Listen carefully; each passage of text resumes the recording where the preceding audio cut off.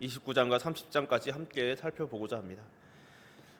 사람들에게는 영웅주의적인 사고가 있습니다. 본인이든 타인에게든 영웅적 요소를 기대한다는 것이죠. 그래서 때로는 그 상대를 향한 잣대가 매우 엄정하기도 합니다. 그리고 특히 힘들고 어려운 시기에는 그런 생각들이 더욱더 많이 드러나는 것이죠. 그래서 어려운 시기에 권위주의적인 독재자들이 많이 나오는 이유이기도 한 것이죠. 이 어려움을, 이 고통을 누군가가 해결해 주길 기대하고 할 수 있을 것이라고 기대하는 것입니다. 이런 영웅주의적인 사고는 신앙에서도 은연중에 나타나죠.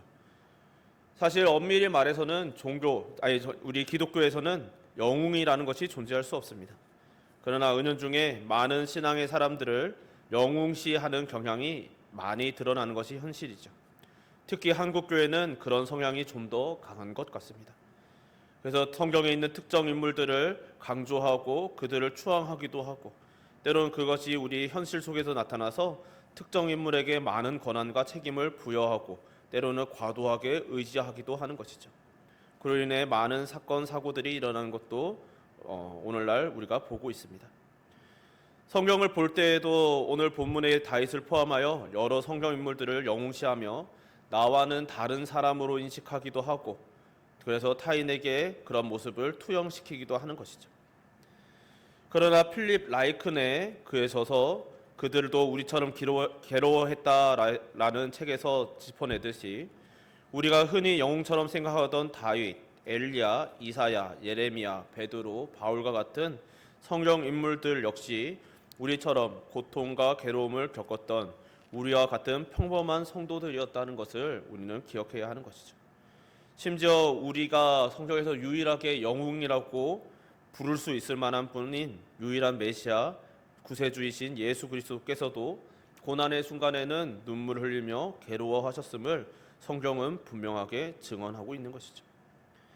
그렇게 저도 그렇고 아직 오랜 습관으로 남아있기도 한 이런 영웅주의적인 표현이나 사고를 우리는 조심스럽게 찾아내고 걸러낼 필요가 있는 것이죠. 그래서 오늘 다윗의 모습을 통하여서 우리가 이런 부분들을 걸러내면서 동시에 성경은 우리에게 무엇을 가르치는지 다 함께 상고해 보기를 소망합니다. 먼저 성경은 우리에게 영웅이 되라고도 또 영웅이 있다고도 하지 않는다는 것을 늘 기억해야 하는 것이죠. 굳이 영웅을 찾다면 앞서도 말씀드렸듯이 우리의 구세주 예수 그리스도 외에는 없습니다. 그래서 우리는 성경을 보며 어떤 인물을 본받아서 또 그 사람처럼 살아가는 것은 물론 우리의 신앙에 유익이 되지만 우리가 성경을 읽는 근본적인 목적이 아니어야 하는 것이죠.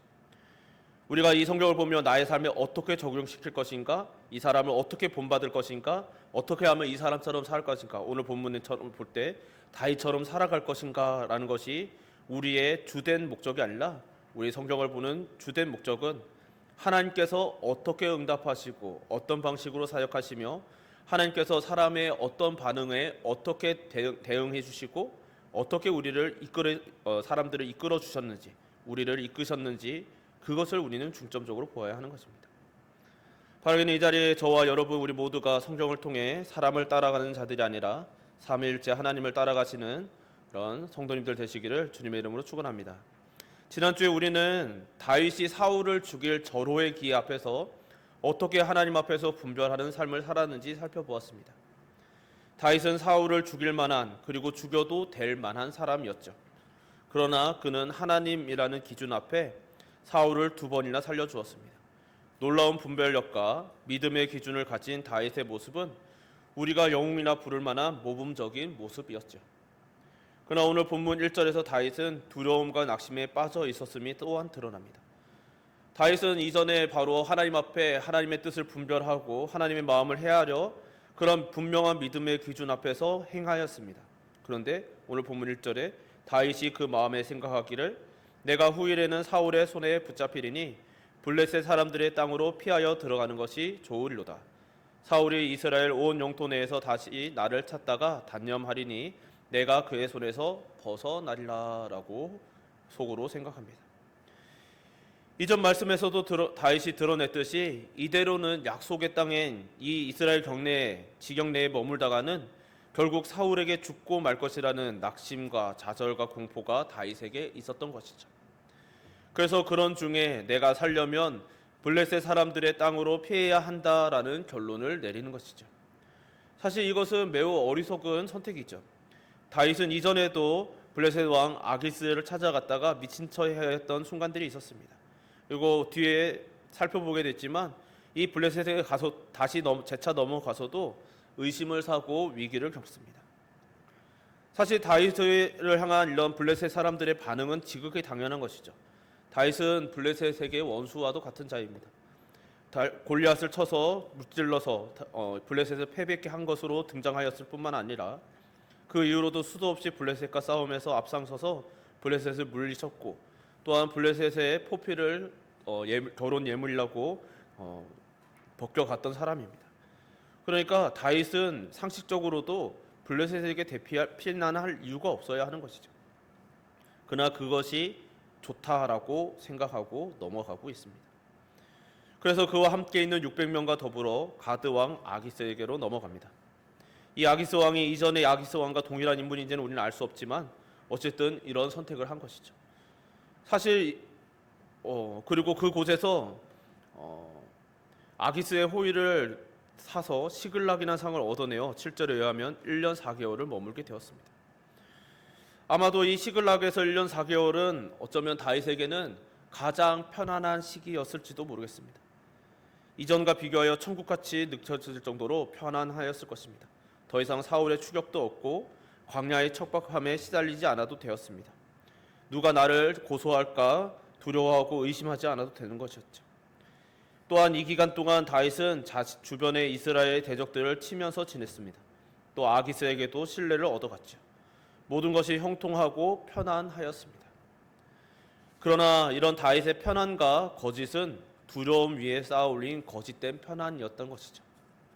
그리고 이 삶은 결코 하나님께서 기름 부으사 왕으로 삼으신 자의 삶 또한 아니었던 것입니다.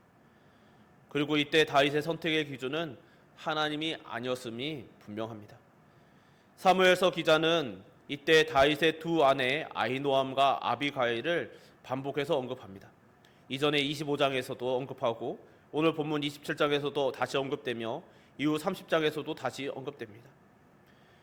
이렇게 반복해서 두 아내의 이름을 등장시키는 이유는 무엇인가 하니 많은 여러 성경학자들은 다윗이 여러 아내를 맞이한 것이 죄라고 해석하기도 하고 또 여러 가지 그 해석을 하지만 그 중에서도 이런 관점이 있는 것이죠.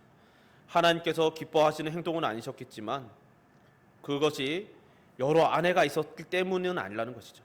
그래서 무엇인가 다윗의 생애에 이 시기에 다윗에게 두 아내와 그 아내들에게서 얻은 자녀들이 너무나 소중했었다라는 것을 강조하는 것이 아닌가 합니다. 다윗은 아마도 두 아내와 자녀들을 얻음으로써 그의 삶의 자세, 추구하는 삶의 변화를 겪었던 것으로 보이는 것이죠. 예전에 어떤 분이 자신이 친한 잘 나가는 형이 결혼 전에는 슈퍼카를 몰고 다니는 스피드 광이었는데 결혼하고 나서 아이가 생기자 그 좋아하던 스포츠카를 다 처분하고 안전하다는 SUV를 장만하고 운전 스타일도 바뀌어서 안전 운전만 하는 너무나 이상한 변화를 경험했다라는 것을 들었습니다.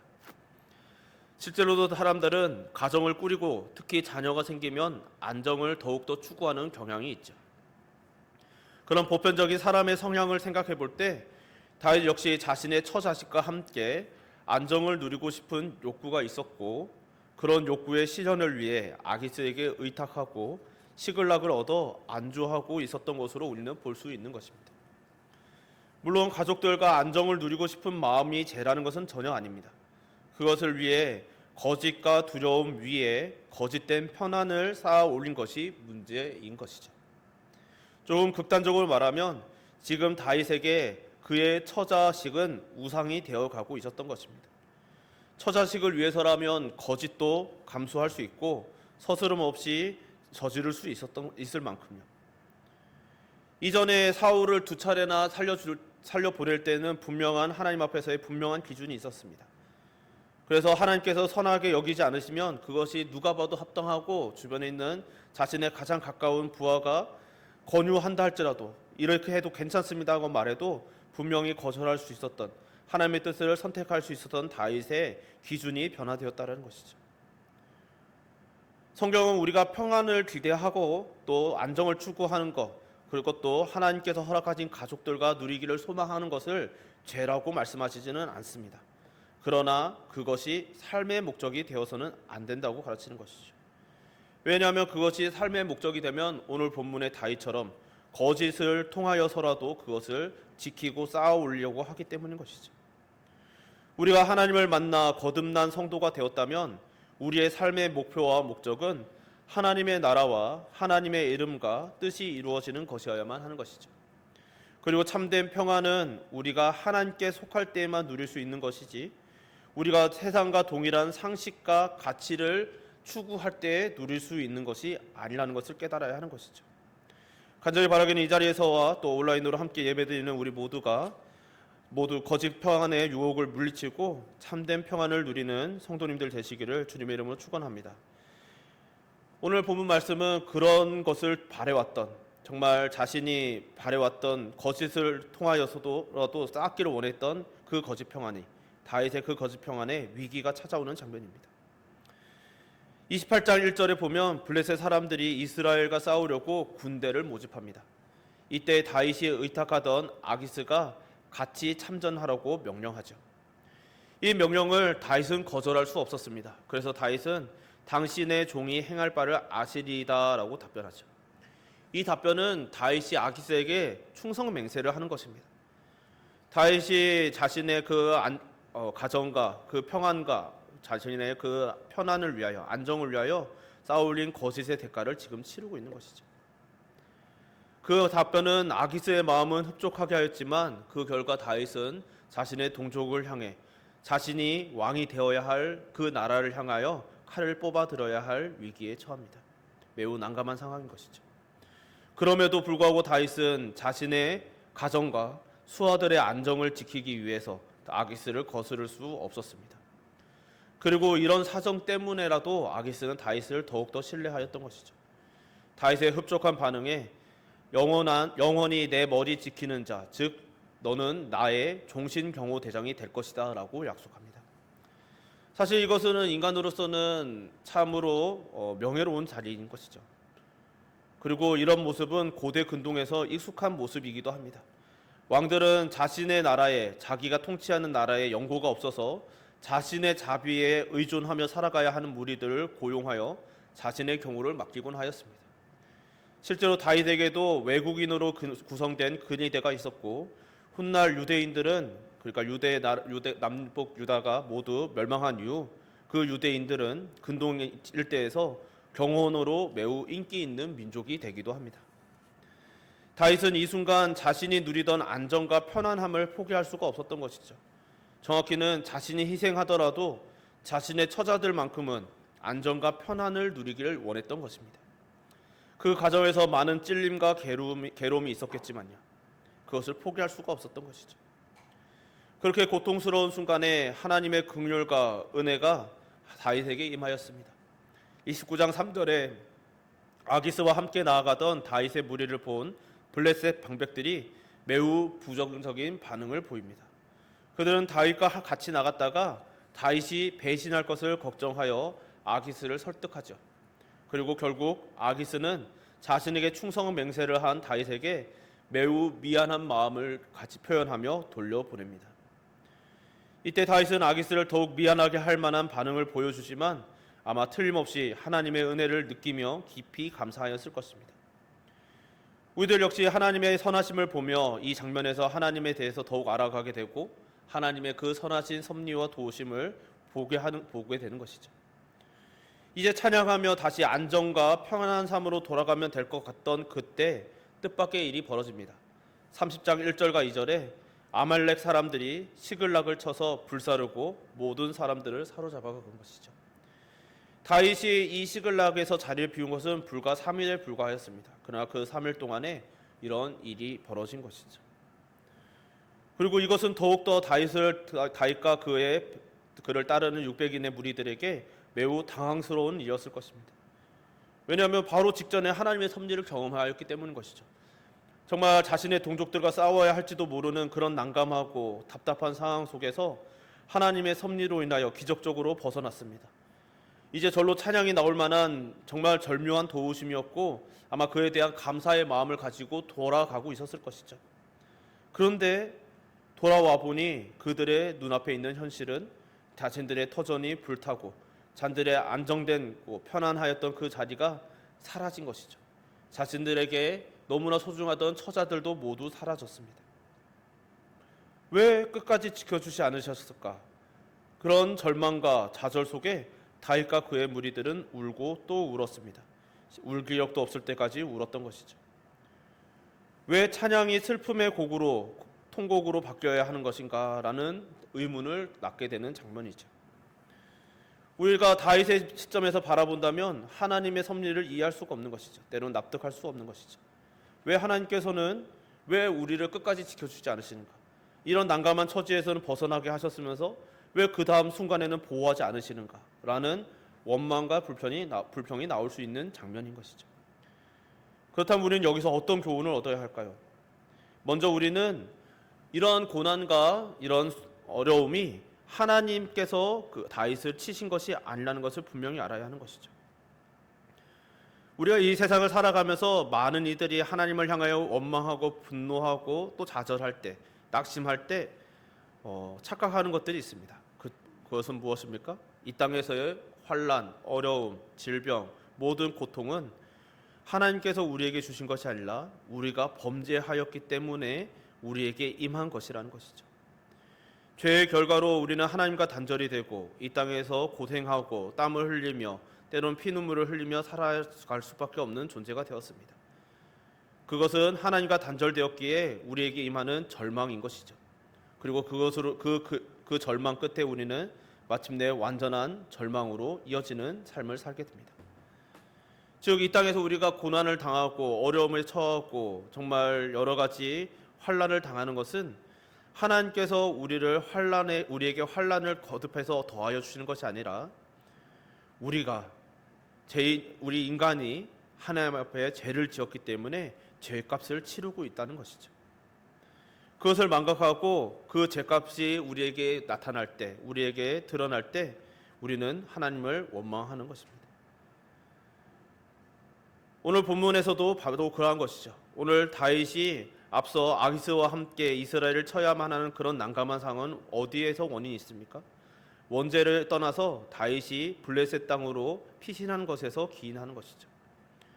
또한 오늘 시글락 성이 낙살당한 것은 무엇입니까? 다윗이 일신의 평안과 안정, 가정의 평안을 위하여, 안정을 위하여 잘못된 선택을 하였기 때문에 일어난 결과인 것입니다.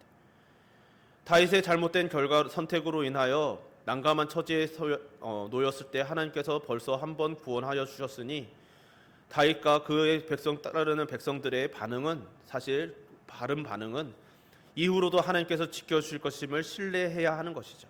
그러나 인간의 한계로 인하여 다윗과 그의 무리들은 통곡합니다. 울고 또 울었던 것이죠. 여기서 우리는 또한 원수 마귀가 얼마나 교활하며 우리의 약점을 또한 얼마나 잘 알고 있는지 보게 되는 것이죠. 시글락에 머물던 다윗의 약점은 무엇이었습니까?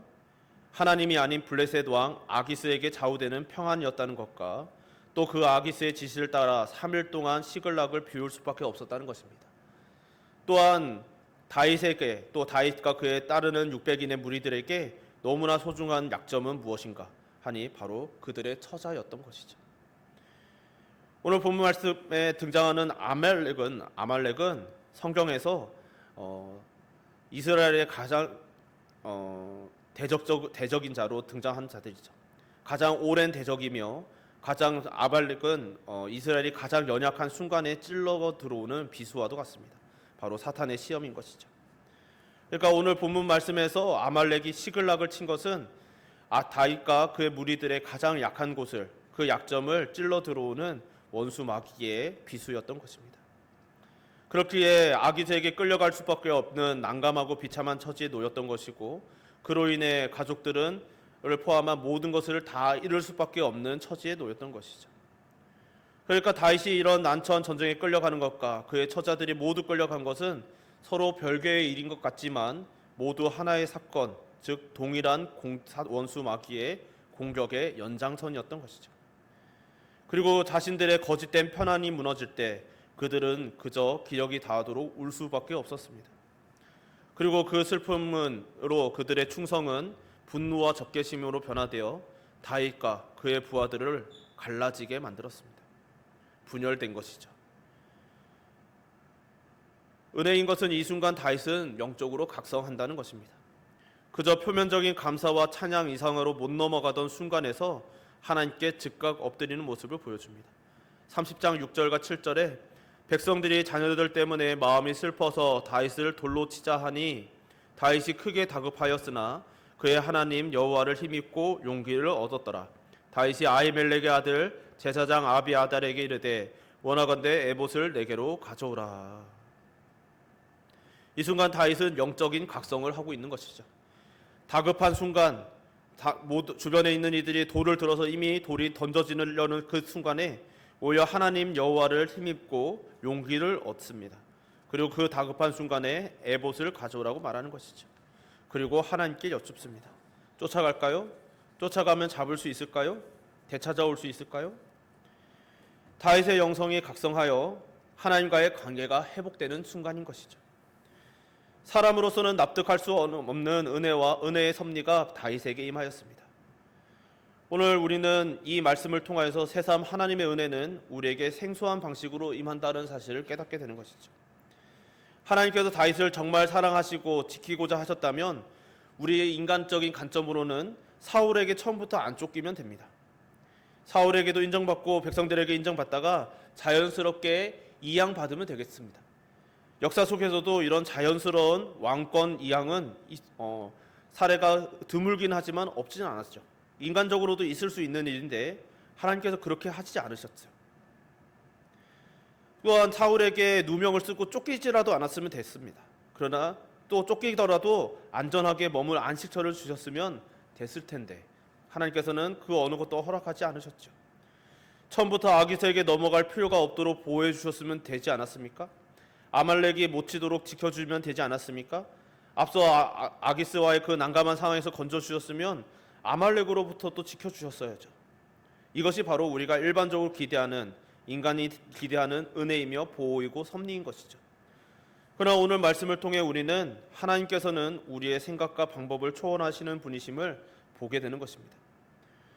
우리는 우리의 곤란한 순간, 어려운 순간을 모면케 해주시는 것을 은혜로 여기지만 시글락이 약탈당하는 것은 은혜로 여겨지지 않는 것이죠.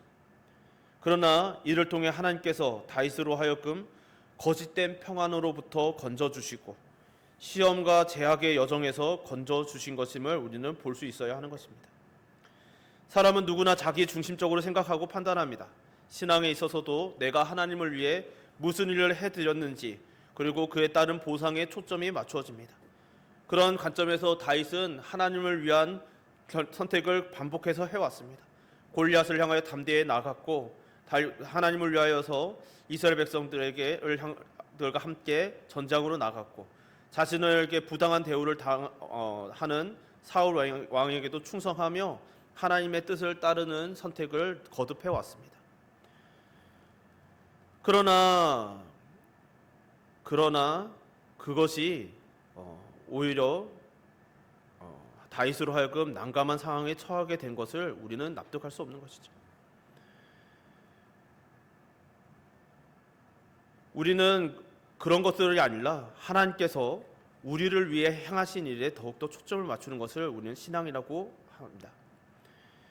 인간의 관점에서 우리가 옛사람을 못 버려서 버린 증거 중에 하나는 무엇인가? 내가 하나님을 위해서 무엇을 해드렸는지를 헤아린다는 것이죠. 그래서 내가 하나님을 위해서 이렇게까지 하였고 이런 선택을 하였고 이것까지 감당하였는데 어찌하여 하나님께서는 이렇게 우리를 힘들게 하시는지에 대해서 생각합니다. 그래서 성경은 너희들이 나를 위하여 하나님을 위하여 한 것이 아니라 하나님께서 우리를 위해 행하신 일과 또 앞으로 행하실 일에 초점을 맞추는 것이 바로 믿음이라고 말씀하시는 것이죠. 지난주와 또 그 전까지 우리가 지난주까지 계속해서 함께 살펴보았듯이 다윗이 하나님 때문에 골리앗과 싸운 것, 하나님 때문에 사울을 2번이나 살려준 것이 아니라 하나님께서 골리앗으로부터도 지켜주사 승리케 해주셨고, 사울로부터도 살아나게 하셨고, 광야에서도 살아났고, 또 난감한 처지에서도 벗어나게 해주셨다라는 것을 다윗은, 그리고 다윗과 그의 무리들은 깨달아야 했던 것이죠. 그리고 약점을 정확히 찌르는 원수의 칼날로부터 지켜주신 것이 중요한 것입니다. 여기서 중요한 것은, 우리가 함께 주목해야 하는 것은 바로 하나님의 이러한 낯선 은혜인 것이죠. 하나님께서는 너무나 생소하게 우리가 기대하지 않은 방법으로 우리를 지켜주십니다. 우리를 이끄시고 우리를 섭리하시고 우리를 양육하시는 것이죠. 물론 하나님께서는, 우리가 믿고 의지하며 기도하는 중요한 말씀 중에 고린도전서 10장의 말씀이 있죠. 하나님은 감당하지 못할 시험은 주지 않으시고 당할 때에 피할 길도 내어주신다고 약속하셨습니다.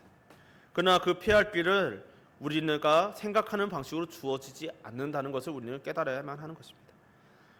이상하고도 낯선 길, 때로는 그것이 이해할 수 없고 이것이 정말 은혜인가 싶은 길을 우리에게 주시는 것이죠. 그러니까 이 말씀을 통하여, 우리 말씀뿐만 아니라 성경 말씀을 통하여 우리가 하나님 앞에 가져야 하는 것은, 하나님께서 내게 어떤 은혜를 주셔야 되는지를 생각하고 계산하는 자들이 아니라, 하나님께서 나를 내가 생각지도 못한 방식으로라도 지켜주고 이끄실 것임을 신뢰하는 믿음이어야 한다는 것이죠. 오늘 본문이 우리에게 그것을 가르치는 것입니다. 다윗 또한, 그리고 오늘 말씀을 통하여, 오늘 이런 상황들을 통하여 깨닫고 각성하는 것이죠. 내가 계산하고 내가 생각하기에 내가 하나님을 위하여 이렇게까지 했으니 하나님께서 이렇게 해주실 것이라고 계산하거나 하나님 앞에서 그런 기대를 가지고 그런 선택을 하는 것이 중요한 것이 아니라, 하나님께서 지켜주시는 것, 하나님의 보호 아래 거하는 것, 그래서 하나님 안에서 참된 평안을, 진실된 평강을 누리는 것이 중요하다는 것을 다윗은 깨달았던 것이죠.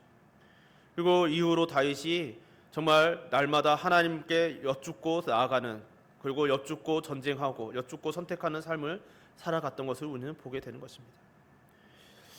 간절히 바라기는 이 자리에 있는 저와 여러분, 우리 모두가 오늘 말씀을 통하여서 어떻게 우리가 하나님께 반응해야 되는지, 하나님을 향하여 우리의 믿음은 어떤 자세를 가져야 하는지 깨닫는 지혜가 있으시기를 주님의 이름으로 축원합니다. 그래서 앞으로 살아가는 모든 신앙의 여정 속에서 내가 하나님을 위하여 해드린 일을 계산하는 자들이 아니라, 지금까지 하나님께서 나를 위하여 하신 일, 이끄신 일, 그 모든 섭리를 헤아리며, 그러하니 앞으로도 내가 생각지도 못한 방법으로 나를 이끌어 가시며 선한 뜻을 이끌어 가실 것임을, 하나님의 뜻이 이루어질 것임을 신뢰함으로 담대함, 용기 있는 삶을 사시기를 주님의 이름으로 축원합니다. 우리 시간 말씀 기억하면서 찬양 한 곡 부르고 기도했으면 좋겠습니다. 우리 나의 안에 거하라 라는 찬양인데요, 가사를 생각하고 말씀을 생각하면서 함께 찬양합시다.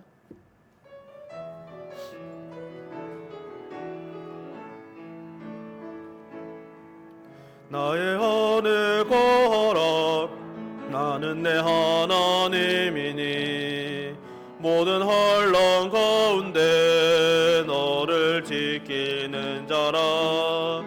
두려워하지 말라, 내가 널 도와주리니 놀라지 말라, 내 손 잡아 나의 안에 거하라.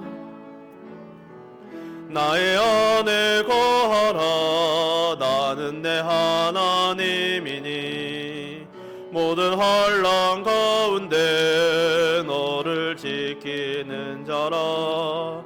두려워하지 말라, 내가 널 도와주리니 놀라지 말라, 내 손 잡아주리라. 내가 너를 제명하여 불렀나니 너는 내 것이라, 내 것이라, 너의 하나님이라.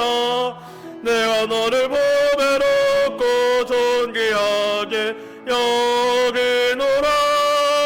너를 사랑하는데 내가 너를 지명하여 불렀나니 내 것이라. 내가 너를 제명하여 불렀나니 너는 내 것이라, 내 것이라, 너의 하나님이라. 내가 너를 보배롭고 존귀하게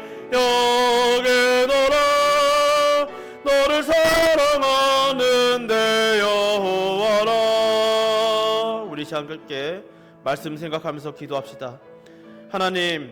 하나님께서 우리를 이날 이때까지 지켜주심을 우리가 되새기게 하여 주옵소서. 우리는 연약하여서 우리에게 주신 은혜를 되새기는 것이 아니라 세어보는 것이 아니라 내가 당한 것, 하나님 위하여서 내가 드린 것, 내가 한 것에 대한 많은 계산을 하였음을 고백하오니 우리가 이런 인간적인 사고에서 옛사람을 벗어버리고 오직 하나님께서 우리에게 행하신 일을 날마다 기억하고 되새기며 하나님과 동행하는 자 되게 하여 달라고, 우리의 믿음의 여정을 위하여, 우리의 교회의 믿음의 여정을 위하여, 특별히 우리의 자녀들, 우리의 살아가는 다음 세대들을 위한 그들의 신앙의 여정을 위하여서도 함께 아울러 같이 주여 한번 부르고 기도합시다. 주여, 삶을 그래 부사하실 하나님 아버지, 시간 주님 앞에 다윗의 여정을 통하여 하나님께서 어떻게 역사하시는지 돌아봅니다. 주 하나님 아버지, 태삼 우리는 정말 우리 중심적으로, 나 중심적으로 살아가는 이기적인 존재들임을 생각합니다. 주 하나님 아버지, 내가 하나님을 위하여 무엇을 해드렸는지, 하나님을 위하여 어떤 선택까지 하였는지를 날마다 생각하며 하나님께서 어찌 이럴 수 있는가라고 때로는 낙심하고 정말 분노하고 때로는 주여 두려움과 공포에 휩싸입니다. 다윗이 그러하였습니다. 주 하나님 아버지, 그는 골리앗을 주 하나님 아버지 싸우는 그 순간에도 하나님을 위하여 선택하였고 이후로도 하나님을 위한 선택, 하나님을 위한 기준을 가지고 살아갔지만 주 하나님을 거듭해서 다가오는 그에게 몰려 들어오는 그런 환난과 주여 공포 속에서 그가 두려움에 휩싸여 여러 가지 실수들을 저질러 왔음을 지금까지 살펴보았습니다. 또 하나님 아버지, 그 환난 중에 오늘은 정말 그의 선택으로 인하여 어떤 난감한 처지에 놓였는지, 사탄이 얼마나 다윗의 그 연약한 부분을 정말 절묘하고 정밀하게 찔러 들어오는지 우리가 봅니다. 주 하나님, 이것을 통하여 우리의 삶에 놓여있는 수많은 위기와 어려움들, 환난들, 우리의 낙심, 주 하나님의 공포와 두려움이, 주 하나님 아버지, 다윗이 겪었던 이러한 것들, 사탄이 우리가 두려워하는 것, 우리가 정말 우리의 약점인 것을 얼마나 절묘하고 또 정밀하게 찔러 들어온지 새삼 다시 한번 깨닫습니다. 주 하나님, 그로 인하여 우리는 주여 다윗이 그러했듯이, 다윗과 그 600인이 그러했듯이 울고 또 울며 두려워하며 분노하며 갈라지고 분열합니다. 주 하나님 아버지, 그것이 우리의 모습입니다. 우리의 연약함입니다. 주 하나님 아버지, 우리가 이런 연약함을 보며 주 하나님 아버지, 나를 더 의지하는 자가 아니라 오직 하나님을 의지하며 참된 평안을 거하는 자가 되어야 함을 다시 한번 깨달았사오니 하나님께서 우리를 부르신 것을 오늘도 다시 한번 되새기며 주의 말씀에 비추어 우리의 삶을 돌아보며 하나님께서 오늘도 거듭하여 말씀하시는, 다윗에게 말씀하셨고 오늘 우리에게 말씀하시는, 너희들은 나의 안에 거하라, 나는 너희들의 하나님이니 너는 나의 안에 거하여야 한다라고 말씀하시는 주 하나님 아버지의 부르심에 응답하게 하여 주시고, 그 응답하여 우리들의 날마다 하나님 안에 거하는 주의 백성 되게 하시옵소서. 더 나아가 우리의 자녀들, 우리의 살아가는 다음 세대들, 주 하나님 아버지, 그들이 그러한 믿음, 이런 믿음 속에 거하게 하시고 그래야 하나님께 주시는 그 은혜가 충만케 하여 주시옵소서. 사랑이 많으신 하나님 아버지, 오늘도 이렇게 저희들 불러주시사 주님과 함께 예배드리며 주의 말씀을 통하여 우리를 돌아보고 또 하나님께서 우리에게 주신 은혜를 되새기게 하심을 감사드립니다. 오늘 다윗의 모습을 통하여 다윗이 처한 상황을 보며 우리를 돌아봅니다. 다윗이 그러하였듯이 우리들 역시 하나님 앞에 거듭해서 하나님을 위한 선택을 하였지만 반복해서 끊임없이 밀려오는 환난과 고난, 정말 공포 속에서 때로는 실수하고 넘어지고 좌절하고 울고 또 울며 때로는 분열하고 갈라지는 것을 봅니다. 이것이 우리의 연약함임을 다시 한번 깨닫사오니 우리들이 다윗이 깨닫고 각성하였듯이 우리가 환난이 처할 때, 또 하나님과 여러 가지 어려움이 임할 때 그 순간에 우리가 그 환난으로 인해 낙심하는 자들이 아니라 다윗이 그러하였듯이 깨닫고 각성하여 하나님께서 지금 나를 부르시는구나, 하나님께서 나의 안에 거하라고 하시는구나, 나의 하나님이 되어주시겠다고 말씀하신 그 언약을 기억하라고 하시는구나라는 이 사실을 깨닫고 다윗이 그러하였듯이 다급한 중에도 하나님을 찾고 하나님께 여쭙고 하나님을 의지하며 하나님께서 행하시는 그 모든 은혜, 그리하여 실수조차도, 나의 실패조차도 선하게 사용하사 그 어둠 골짜기, 또 사망의 음침한 골짜기에서 기쁜 수렁에서 건지시는 하나님의 아버지의 은혜를 다윗처럼 경험하며 찬양하며 일평생 의지하며 살아갈 수 있는 믿음의 사람, 믿음의 교회가 믿음으로 충만한 교회 되게 하여 주시옵소서. 우리에게 불러주신 모든 은혜와 또 주신 말씀에 감사드려오며 예수님 이름으로 기도드립니다. 아멘.